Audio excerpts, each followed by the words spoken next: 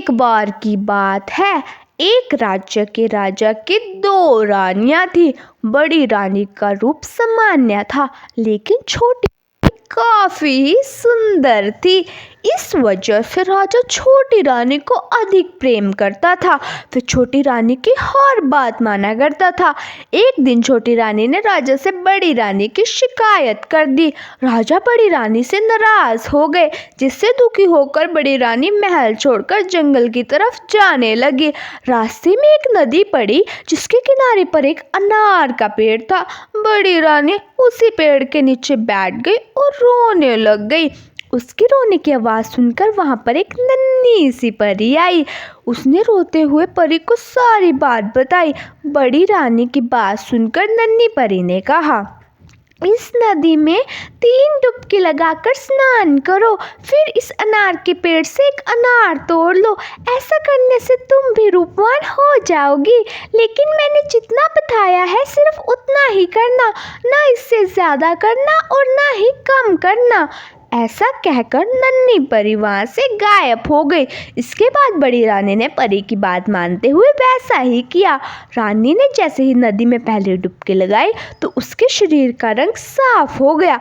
दूसरी डुबकी लगाने पर रानी का शरीर सुंदर कपड़े और जेवर से सज गया।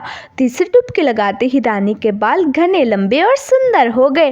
अब बड़ी रानी बहुत ही सुंदर हो गई। इसके बाद जैसा नन्ही परी ने कहा था, नदी में 3 डुबकी लगाने के बाद रानी ने अनार के पेड़ के एक अनार को तोड़ लिया। तोड़ते ही वह अनार फूट गया और अनार के सारे बीज सैनिक बन गए। राजमहल पहुंचकर जब बड़ी रानी ने राजा को यह बात बताई तो उसने नन्ही परी वाली बात सुनकर अपनी गलती का पछतावा किया। उन्होंने इस बार छोटी रानी को महल से निकाल दिया। जब बड़ी रानी राजा को नन्ही परी की घटना बता रही थी तो छोटी रानी छुपकर सारी बातें सुन रही थी।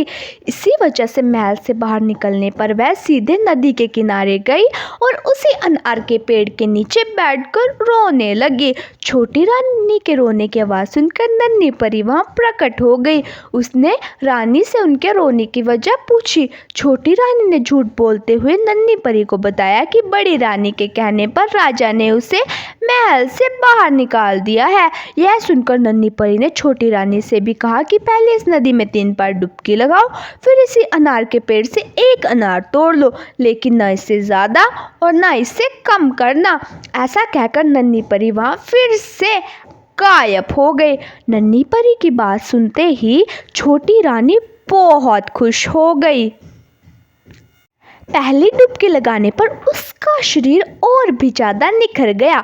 दूसरी डुबकी लगाते ही उसका शरीर सुंदर कपड़े और जेवर से सज गया। तीसरी डुबकी लगाने पर छोटी रानी के बाल काले, घने, लंबे और सुंदर हो गए। अब छोटी रानी पहले से भी ज़्यादा सुंदर दिखने लगी।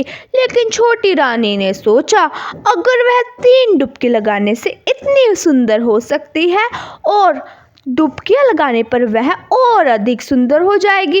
उसने ऐसा सोचकर कई सारी डुबकियां लगा ली। ऐसा करने पर छोटी रानी के शरीर के सारे कपड़े फटे पुराने हो गए। उसके सारे गहने गायब हो गए।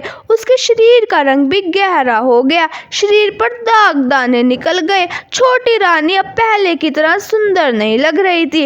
रोते हुए वह नदी के बाहर आई। अनार के पेड़ से एक अनार तोड़ा और अनार तोड़ते ही वह फूट गए। उससे एक सांप निकला और वह रानी को खा गया।